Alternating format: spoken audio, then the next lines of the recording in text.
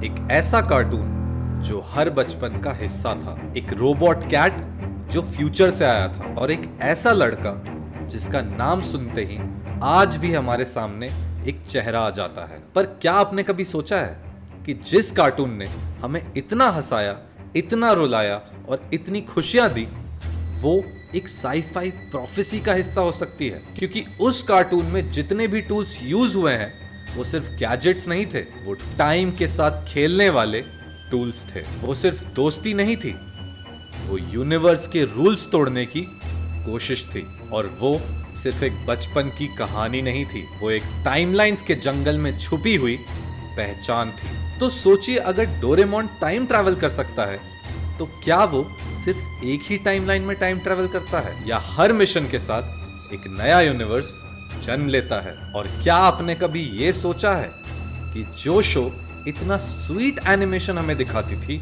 उसके अंदर कुछ ऐसे राज छुपे थे जो टाइम ट्रैवल और मल्टीवर्स के एग्जिस्टेंस तक जाती हैं? एक ऐसी कहानी जो शुरू होती है एक टाइम ट्रैवलिंग रोबोट से और ले जाती है हमें उन अनजानी जगहों तक जहां एक ही चेहरा, एक ही कहानी और हजारों एंडिंग्स होती हैं। एंड अब मैं जो आगे बताने जा रहा हूं उसको जरा ध्यान से सुनिएगा, क्योंकि ये सिर्फ एक कार्टून या एनिमे को एक्सप्लेन करने वाली वीडियो नहीं है।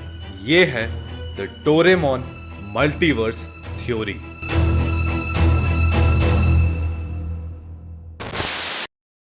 अब डोरेमोन का असली मिशन क्या था? नोबिता की हेल्प करना? नहीं, वो सिर्फ एक सरफेस लेवल एक्सप्लेनेशन था। डोरेमोन एक्चुअली एक लास्ट रिजॉर्ट था, एक desperate attempt from the future. Future में नोबिता की जिंदगी इतनी खराब हो जाती है कि उसके डिसेंडेंट्स डेट, फेलियर, इन सब चीजों के दलदल में डूब जाते हैं। नोबिता की हर गलती, हर फेलियर उसके आने वाले जनरेशंस को भुगतनी पड़ती हैं। एंड इसी टाइम पर आता है नोबिता का ग्रेट ग्रैंडसन सेवाशी। वो जल्दी से समझ जाता है कि अगर पास्ट को बदला जाए तो फ्यूचर को सही किया जा सकता है। एंड इसीलिए वो नोबिता के पास भेजता है एक स्पेशल रोबोट डोरेमोन, एक एडवांस्ड इंटेलिजेंट रोबोट कैट जो एक इमोशनल इंटेलिजेंस के साथ आया है, ताकि वो नोबिता की पर्सनल और एकेडमिक लाइफ को इंप्रूव कर सके। लेकिन ये कोई नॉर्मल हेल्प नहीं थी, ये एक हमला था टाइम पर। अब आप समझिए टाइम ट्रैवल। जब भी कोई टाइम ट्रैवलर पास्ट में जाकर किसी चीज को बदलता है तो वो ग्रैंडफादर पैराडॉक्स और बटरफ्लाई इफेक्ट जैसी चीजों को ट्रिगर कर देता है। और इन चीजों के बारे में मैंने अपनी एक डोरेमोन की पिछली वीडियो में बात की है। तो अगर आपको इस वीडियो में आगे बढ़ना है, चीजें समझनी है, तो प्लीज एक बार वो वाली वीडियो जरूर देख लीजिएगा।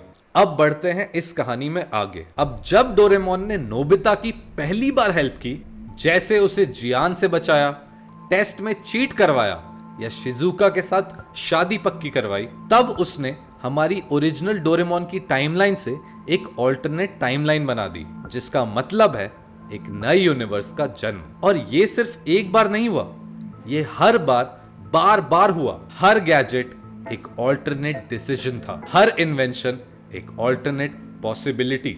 हर बार नोबिता ने कुछ अलग ही किया, और हर बार कोई भी छोटी सी चॉइस अगर बदली तो उसने एक नए टाइमलाइन को क्रिएट कर दिया। सो टेक्निकली डोरेमोन का असली काम था नोबिता की जो ओरिजिनल टाइमलाइन है उसको फिक्स करना। लेकिन इस प्रोसेस में वो उस मेन ओरिजिनल टाइमलाइन को पूरी तरीके से डिस्टॉर्ट करता गया। एक के बाद एक नए टाइमलाइंस बनते गए और एक मल्टीवर्स सिस्टम फॉर्म होता गया। ये एग्जैक्टली वैसे ही है जैसे मार्वल सिनेमैटिक यूनिवर्स में होता है। अब चाहे आप लोकी की सीरीज ले लो या अवेंजर्स एंड गेम, जहां एक छोटा सा भी चेंज एक ऑल्टरनेट रियलिटी क्रिएट कर देता है। अब सोचिए, डोरेमोन ने 100 से भी ज्यादा गैजेट्स दिए होंगे नोबिता को, और उनमें से हर गैजेट को यूज करते टाइम नोबिता ने जो डिसीजंस लिए होंगे उनसे एक या उससे ज्यादा ऑल्टरनेट टाइमलाइंस क्रिएट होते गए होंगे। क्योंकि कभी नोबिता ने इन गैजेट्स को सही यूज किया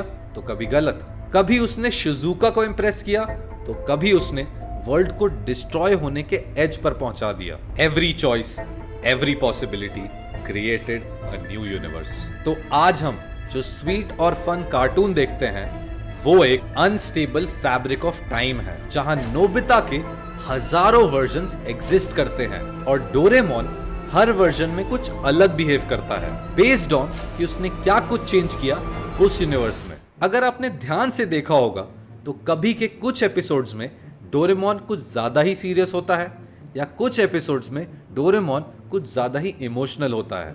कभी नोबिता स्ट्रांग होता है और कभी बहुत ही ज्यादा वीक। एंड ये सारी चीजें होती हैं डाइवर्जिंग टाइमलाइंस की वजह से। और इस पूरे मल्टीवर्स के बीच में एक क्वेश्चन हमेशा जिंदा रहता है, क्या कोई रियल टाइमलाइन अभी भी डोरेमोन के यूनिवर्स में एग्जिस्ट करती है या हर पॉसिबल वर्जन अपने आप में एक नई रियलिटी बन चुका है। तो अब आप जब भी नेक्स्ट टाइम डोरेमोन का कोई एपिसोड देखेंगे ये जरूर ध्यान दीजिएगा कि क्या ये वही नोबिता है जिसको आप पिछले एपिसोड से जानते हैं या ये उसका एक ऑल्टरनेट वर्जन है, एक नए यूनिवर्स का एक नया ट्विस्ट। अभी तक हमने समझा कि डोरेमोन के गैजेट्स कैसे नए टाइमलाइंस को क्रिएट करते हैं, लेकिन क्या इसका कोई सॉलिड प्रूफ है? इसका आंसर है कि हाँ, बिल्कुल है, क्योंकि इसका आंसर छुपा है खुद डोरेमोन के एपिसोड्स और मूवीज में। अब चलिए कुछ ऐसे शॉकिंग एग्जांपल्स देखते हैं जो इस मल्टीवर्स थ्योरी को और भी ज्यादा स्ट्रॉन्ग बना देते हैं। बचपन में हम सभी ने डोरेमोन तो देखा ही है, लेकिन क्या आपको पता है कि डोरेमोन का सबसे मिस्टीरियस कैरेक्टर कौन है? अब ये जानने के लिए हमें जाना पड़ेगा डोरेमोन की एक movie Doraemon and the three magical swordsman. तो बेसिकली इस मूवी की स्टार्टिंग में नोबिता एक फील्ड में सो रहा होता है। वहां पर एक बूढ़ा इंसान आता है एंड नोबिता को बोलता है कि तुम one of the three magical swordsman हो। तो डोरेमोन और नोबिता अपनी एक मशीन को यूज करके चले जाते हैं ड्रीम वर्ल्ड में, जहां पर इनको एक डीमन को हराना होता है। लेकिन वहीं पर उनको एक आउल दिखता है, एक उल्लू दिखता है। वो आउल इनको गलत तरीके से गाइड करता है एंड आगे चल के पता चलता है कि ये आउल उस विलन के साथ मिला हुआ है। लेकिन जब ये थ्री मैजिकल स्वॉर्ड्समैन की स्टोरी खत्म होने वाली होती है तब नोबिता और डोरेमोन सो रहे होते हैं। तब वहां पर एक रोबोट नोबिता की डेस्क से निकलता है एंड वो मशीन जिसके थ्रू ये ड्रीम वर्ल्ड में गए थे उसको उठाकर ले जाता है। लेकिन ले जाते टाइम वो इस चीज पे बहुत ही ज्यादा हंस रहा होता है। अब आप ये सोच रहे होंगे कि ये मिस्टीरियस कैसे है, तो अगर आपने ध्यान से देखा हो तो ये तीनों कैरेक्टर्स जो नोबिता की जिंदगी में आए थे वो बूढ़ा आदमी, वो आउल और ये रोबोट, एंड ये तीनों सेम शक्ल के थे। इस कैरेक्टर का नाम होता है तोरिहो। इसके बाद नोबिता और डोरेमोन उठ जाते हैं एंड नोबिता अपने स्कूल जाता है अगले दिन शिजुका के साथ। लेकिन वहां पर वो जो देखता है उससे उसका दिमाग हिल जाता है। अब जैसा कि हमें पता है कि नोबिता का स्कूल जो है वो एक पहाड़ी के नीचे है, लेकिन थ्री मैजिकल स्वॉर्ड्समैन के एंड में नोबिता का स्कूल पहाड़ी के ऊपर होता है, जिसका मतलब कि नोबिता या तो ड्रीम से निकला नहीं था या तो। अब इस या तो का आंसर करने के लिए हमें जाना पड़ेगा डोरेमोन की एक अगली मूवी में जिसका नाम है डोरेमोन स्टैंड बाय मी 2। इसमें भी एक ऐसा कैरेक्टर आता है जिसकी आंखें वाइट होती हैं एंड अगर आप ध्यान से देखो तो ये वही कैरेक्टर है जो डोरेमोन की मूवी थ्री मैजिकल स्वॉर्ड्समैन में आया था, तोरिहो। तो ऐसा कैसे हो सकता है कि नोबिता एक ऐसी जगह चला जाता है जहां इसका स्कूल पहाड़ी पर होता है एंड एक और मूवी में हमें एक ऐसी चीज देखने को मिलती है जो पहले देखने को नहीं मिली। एक ऐसे कैरेक्टर का इंट्रोडक्शन जो पुरानी एक मूवी में 3 अलग भेस में आ चुका है।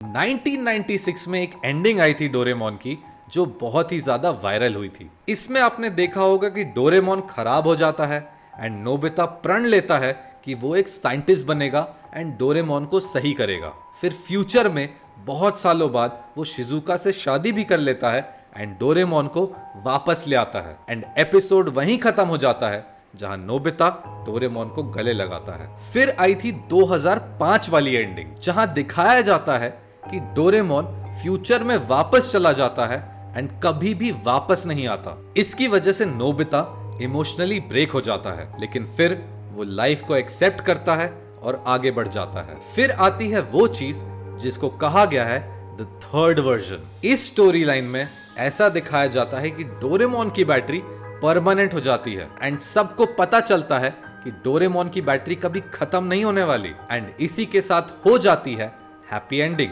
जिसमें नोबिता और डोरेमोन हमेशा साथ रहेंगे। क्या आपने कभी नोटिस किया है कि डोरेमोन का डिजाइन टाइम के साथ चेंज होता रहा है? कई बार उसका शेप काफी ज्यादा गोल दिखाया गया है, कभी आईज ज्यादा एक्सप्रेसिव और कभी एक ऐसा पॉकेट जो बिल्कुल ही चेंज होता है पिछले वर्जन से। अब ऑफिशियली ये कहा जाता है कि ये एनिमेशन अपग्रेड्स है, लेकिन अगर आप डीपली सोचें तो क्या ये हर बार एक अलग डोरेमोन नहीं हो सकता? एक और version from a slightly different future. और नोबिता को भी देखें तो कभी वो बहुत ही ज्यादा मैच्योर दिखाया गया है तो कभी एक बच्चे जैसा। अलग मूवीज, अलग एपिसोड्स में उसका प्रोफेशन कुछ और ही होता है, कभी साइंटिस्ट, कभी बिजनेसमैन और कभी सिर्फ एक कॉमन फैमिली मैन।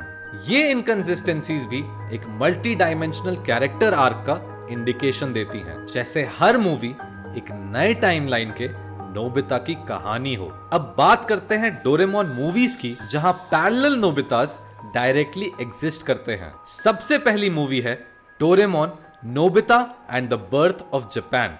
इस मूवी में नोबिता और उसके दोस्त टाइम ट्रैवल करके एक प्रिमिटिव जापान में जाते हैं। वहां ये लोग एक ट्राइब क्रिएट करते हैं, उनकी अपनी एक मिनी सिविलाइजेशन। और जब वो वापस फ्यूचर में जाते हैं, वही पर्टिकुलर ट्राइब जो उन्होंने पहले बनाई होती है वो वहीं पर एग्जैक्टली एग्जिस्ट करती है, एक कंप्लीट ऑल्टरनेट सोसाइटी। दूसरी मूवी है Doraemon Nobita's chronicle of the moon exploration. इसमें नोबिता मून पर अपनी कॉलोनी एस्टैब्लिश करता है। उस कॉलोनी में नए लोग होते हैं, नए रूल्स और नए आउटकम्स। वो दुनिया अर्थ से कंप्लीटली अलग चलती है। अब अगर ये एक टेम्पररी मिशन होता तो नोबिता और डोरेमोन जब मून से वापस चले जाते तो वहां की कॉलोनी डिसॉल्व हो जाती, लेकिन हमें दिखाया जाता है कि वो अभी भी एग्जिस्ट करते हैं, एक और पैरेलल वर्ल्ड। इसके बाद हम एक फाइनल मूवी पे चलते हैं जिसका नाम है डोरेमोन स्टैंड बाय मी। इस इमोशनल मूवी में नोबिता की डिपेंडेंसी ऑन डोरेमोन, उसकी शादी और बाकी सारी चीजों का डिस्कशन होता है। लेकिन इसमें रियल ट्विस्ट यह है कि फ्यूचर से डोरेमोन वापस आता है फ्यूचर के नोबिता की फीलिंग समझने, मतलब कि एक और टाइम डाइवर्जेंस। अब कई एपिसोड्स में आपको दिखेगा एक ही कैरेक्टर के दो वर्जन्स या कई वर्जन्स एक ही जगह पे एग्जिस्ट करते हैं, जैसे फ्यूचर नोबिता और प्रेजेंट नोबिता एक ही जगह एग्जिस्ट करते हैं, फ्यूचर शिजुका और प्रेजेंट शिजुका एक ही जगह एग्जिस्ट करते हैं। अब ऐसे मोमेंट्स टाइम पैराडॉक्स को ब्रेक कर देते हैं और हमें यह दिखाते हैं कि पैरेलल आइडेंटिटीज साइमल्टेनियस एक वर्ल्ड में एग्जिस्ट कर सकती हैं इन डोरेमोन।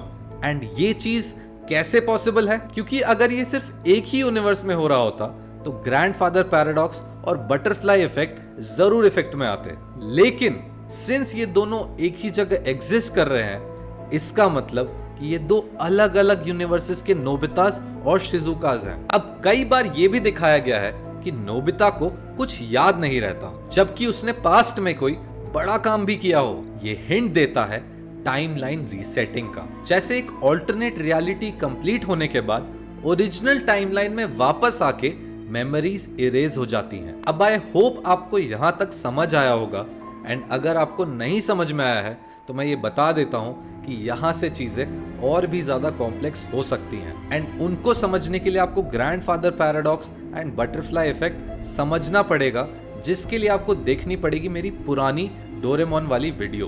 तो प्लीज जल्दी से उसे देख कर आ जाइए ताकि आपको इसके आगे की कहानी भी समझ आ जाए। और अगर आपको यहां तक कुछ समझ नहीं आया है तो आप मुझे कमेंट्स में बताइए, मैं आपको वहां पर अच्छे से एक्सप्लेन कर दूंगा। अब तक हमने समझा कि कैसे डोरेमोन के टाइम ट्रैवलिंग एक्शंस ने मल्टीपल टाइमलाइंस क्रिएट की, लेकिन अब हम एक ऐसे राज की तरफ बढ़ रहे हैं जो सिंपल एनिमेशन से बहुत ही ज्यादा आगे है, क्योंकि ये राज एक ऐसे कैरेक्टर के अराउंड घूमता है जो नोबिता की लाइफ में एक सेंट्रल पार्ट है, शिजुका और उसके पापा, या फिर हम कह सकते हैं मल्टीपल पापा। डोरेमोन के कई एपिसोड्स और मूवीज में शिजुका के पापा अलग अलग तरीके से दिखाए गए हैं। एक वर्जन में उनका नाम योशियो मिनामोतो होता है, जो काम, स्ट्रिक्ट और एक डॉक्टर होते हैं। दूसरे वर्जन में उनका प्रोफेशन एक साइंटिस्ट या इंजीनियर दिखाया गया है। एक और वर्जन में उनका नाम और काम बिल्कुल ही अलग होता है, एक पोएट या राइटर जैसा कैरेक्टर। एंड इसी के साथ साथ अगर आपने नोटिस किया हो तो हर वर्जन में उनका फिजिकल अपीयरेंस भी एकदम ही डिफरेंट होता है, कभी चश्मे वाला तो कभी बिल्कुल ही अलग हेयर स्टाइल और वॉइस।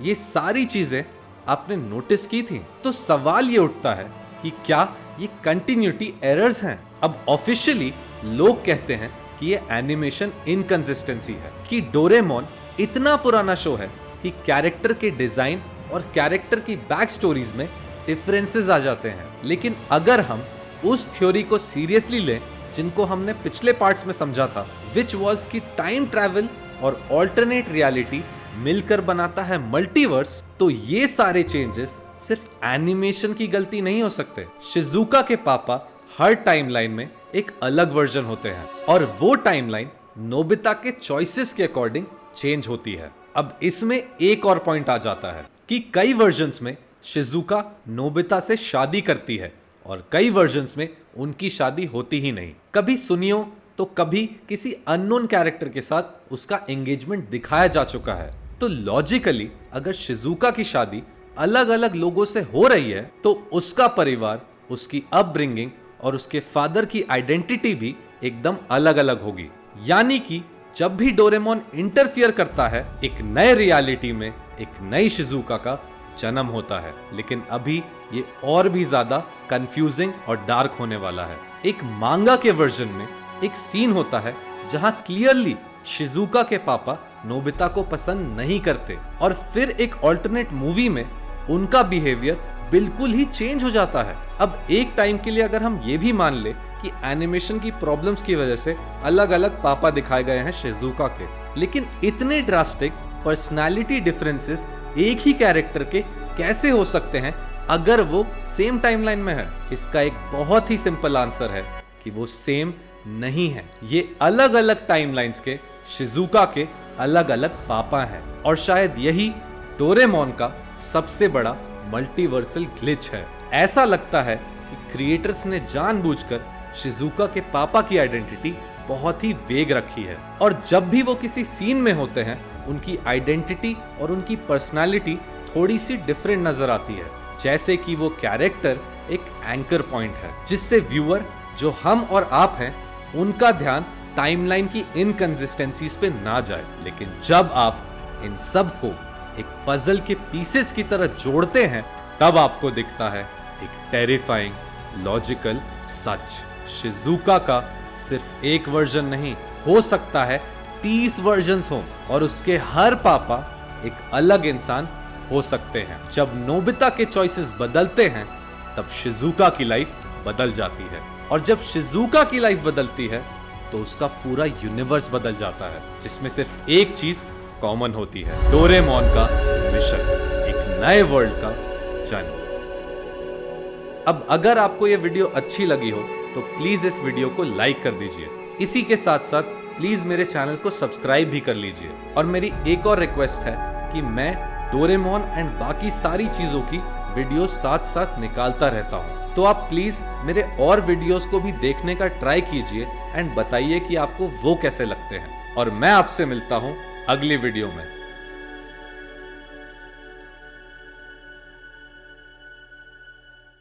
आपको क्या लगा, ये मल्टीवर्स थ्योरी यहीं खत्म हो जाती है?